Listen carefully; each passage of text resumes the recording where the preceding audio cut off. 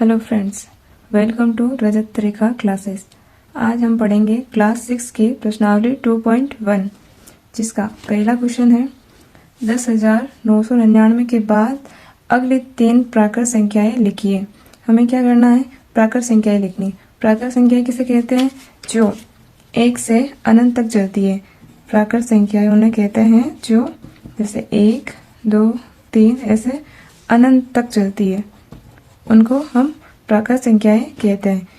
इनमें देखो 10,999 के बाद वाली अगली 3 प्राकृत संख्या चाहिए। तो अगली संख्या हमें कैसे मिलेगी? जैसे 1 में 1 जोड़ने पर क्या मिल रहा है? 2। वैसे ही 2 में 1 जोड़ने पर क्या मिल रहा है? 3 मिल रहा है। जैसे अनंत तक चलती रहेगी उन्हें हम प्राकृत संख्याएं कहते हैं। और हमें 10,999 के बाद वाली चाहिए, तो क्या करेंगे? 10,999 में 1 प्लस कर देंगे तो कितना आएगा? कैसे करेंगे 1 प्लस?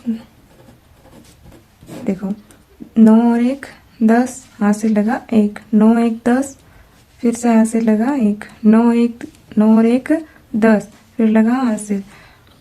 अब 10 ये 1 है तो 0 में जोड़ेंगे तो 1 का 1 ही, और ये 1 कितना आया? 11,000। तो हमें क्या लिखनी है?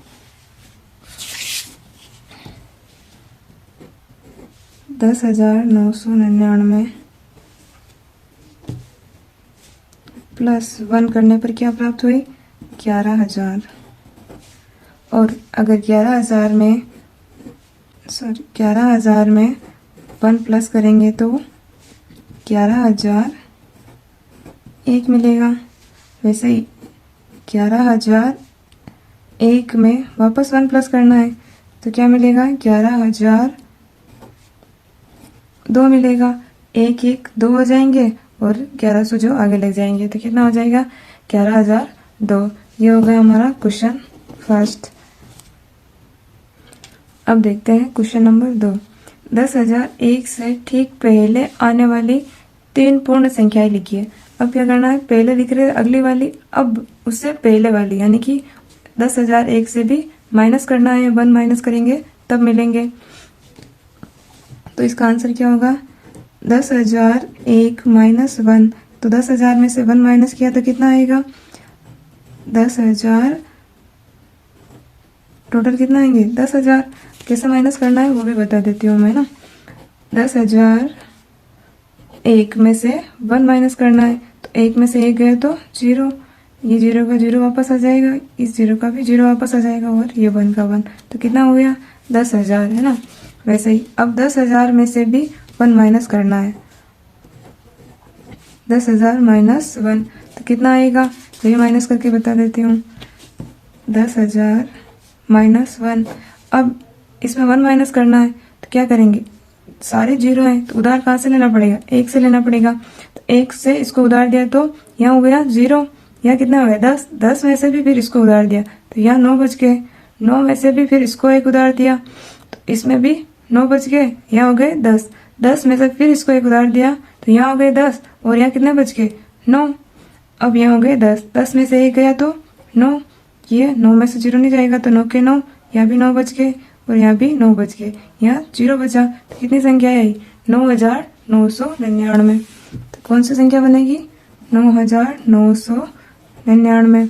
अब 9,999 भी वैसे भी 1 माइनस करना है, क्योंकि हमें 3 पूर्ण संख्याएं चाहिए। तो 9,999 माइनस 1 तो कितना आ जाएगा? 9,998, है ना। 1 माइनस करें 99 में से तो कितना आ जाएगा? 98। ये हो गया हमारा क्वेश्चन नंबर 2। अब करेंगे क्वेश्चन नंबर 3। क्वेश्चन नंबर 3 है, सबसे छोटी पूर्ण संख्या कौन सी है? सबसे पहले तो यह पता करना है पूर्ण संख्या कहते किसको है। पूर्ण संख्या वो संख्याएं होती हैं, पूर्ण संख्याएं, पहले बताए प्राकृत संख्या जो 1 से अनंत तक चलती है, लेकिन पूर्ण संख्या वो है जो 0 से अनंत तक चलती है। जैसे 0 1 2 3 ऐसे अनंत तक चलती है, उनको क्या कहते हैं? पूर्ण संख्या या होल नंबर। इंग्लिश वालों के लिए क्या कहते हैं? होल नंबर, है ना। अब देखते हैं सबसे छोटी पूर्ण संख्या कौन सी है इसमें। तो इसमें सबसे छोटी तो 0 हो रही है, तो इसका आंसर क्या हो जाएगा?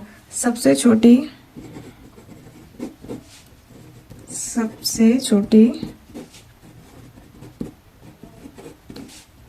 पूर्ण संख्या क्या है? 0, है ना। ये हो गया क्वेश्चन नंबर 3। अब देखते हैं क्वेश्चन नंबर 4। क्वेश्चन नंबर 4 क्या है हमारा? 32 और 53 के बीच में कितनी पूर्ण संख्याएं हैं? इसको हम डायरेक्ट भी कर सकते हैं और गिनती लिख के भी कर सकते हैं। 32 से 53 तक की गिनती लिख सकते हैं, जिनको हम क्या बोलते हैं? पूर्ण संख्याएं, जो 0 से स्टार्ट होती है। लेकिन इसको डायरेक्ट कैसे करेंगे? 53 में से 32 को माइनस कर लेंगे। 53 माइनस 32, और इसमें से भी 1 माइनस कर लेना है, ताकि हमारे आंसर सही से निकल के आ जाएंगे।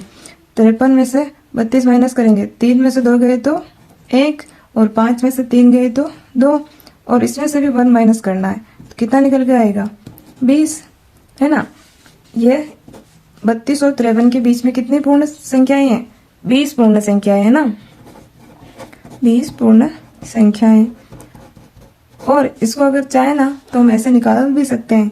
32, 33, 34, 35, 36, 37, 38, 39, 40, 41, 42, 43, 44, 45, 46, 47, 48, 50, 50, 51, 52 और 53।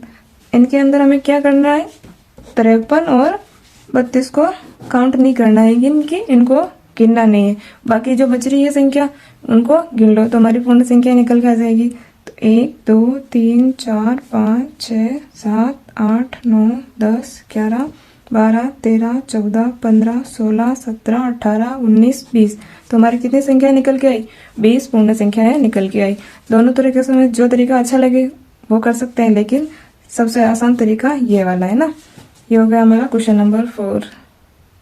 अब शुरू करते हैं क्वेश्चन नंबर 5। निम्न के परवर्ती लिखिए। परवर्ती क्या होता है? परवर्ती है ना पूर्ण संख्याएं, जैसे पूर्ण संख्याओं में से हमें पूर्ववर्ती और परवर्ती निकालना हो तो परवर्ती इसे कहते हैं जो आगे की संख्या हो। जैसे पहले वाली संख्या आगे की संख्या, जैसे 1 के बाद 2 वाली संख्या, 2 के बाद 3 वाली संख्या। ऐसे चलने पर कौन सी मिलती है? परवर्ती मिलती है। और पूर्ववर्ती संख्या निकालनी हो, पूर्ववर्ती संख्या कैसे निकलेगी? पीछे की संख्या, पीछे की संख्या है ना, जिसमें कैसे निकलेगी? जैसे 2, 3 है ना, 3 के आगे पीछे कौन सी है? 2, 2 के पीछे कौन सी है? 1। पूर्ववर्ती ऐसे चलती है, पीछे वाली संख्या निकालने में, है ना। अब देखते हैं परवर्ती कैसे लिखते हैं ना। ये लिखा हुआ है 24,40,701 का परवर्ती लिखिए। इसका परवर्ती कैसे लिखेंगे? जब एक प्लस करेंगे तब इसका परवर्ती निकल के आएगा। तो क्या लिखेंगे हम? 24,40,701 प्लस 1 करना है इसमें ना, तो इसका परवर्ती निकल के आएगा। कितना हो जाएगा? ये तो है जैसे जैसे रहेंगे। अब इसमें 1 प्लस हो जाएगा, तो इनमें 1 प्लस कर देते हैं। 24,40,702 ये हो जाएगा हमारा आंसर। वैसे ही निकालना है, तो इसमें क्या करेंगे हम? इसमें 1 प्लस करेंगे ना, तो 9 और 1 10 हासिल का 1, 9 1 10 हासिल का 1, 1 ने 1 2, 0 का 0, ये 0 का 0, ये 1 का 1। 1,199 में 1 प्लस करेंगे तो कितना आएगा? 1,02,000। ये हो गया हमारा सेकंड का आंसर। अब सी वाला देखते हैं। सी वाला क्या है? 10,99,999 का परवर्ती लिखना है। इसमें भी 1 प्लस करेंगे। 10,99,999 तो कितना आ जाएगा हमारा? इसमें भी 1 प्लस करना है ना।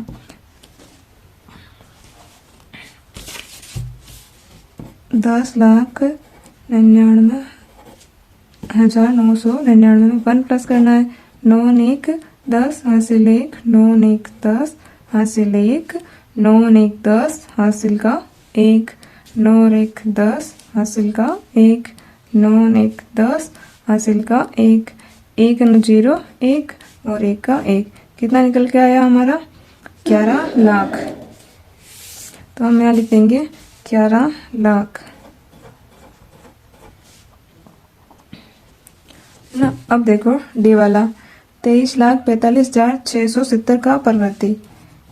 23,45,670 प्लस 1 करेंगे तो कितना आ जाएगा 23,45,671।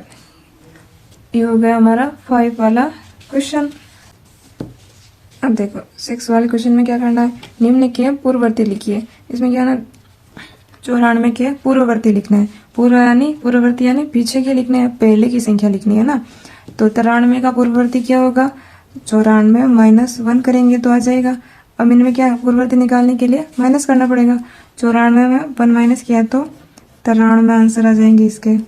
और 10,000 का पूर्ववर्ती क्या हो जाएगा, 10,000 में से 1 माइनस कर लेंगे। तो देखो इन चारों 0 है तो उधार कहाँ से लेना पड़ेगा, यहाँ से लेना पड़ेगा, पहले भी बताया था। देखो 10,000 में से 1 माइनस करना है तो उधार देंगे इसमें, तो यहाँ हो जाएगा 0, यहाँ बन जाएंगे 10, 10 में से फिर इसको उधार देंगे तो यहाँ हो जाएंगे 9 और यहाँ बन जाएंगे 10, 10 यहाँ 10 में से आगे उधार देंगे, फिर यहाँ हो जाएंगे 9 और यहाँ हो जाएंगे 10, 10 में से फिर इसको उधार देना है तो यहाँ बन जाएंगे 10, यहाँ बच जाएंगे 9, 10 में से 1 गया तो 9, जो बच गया उनको वापस लिख दो। तो कितना आ जाएगा 9,999। तो 10,000 माइनस 1 तो कितना हो जाएगा 9,999। अब देखो सी वाला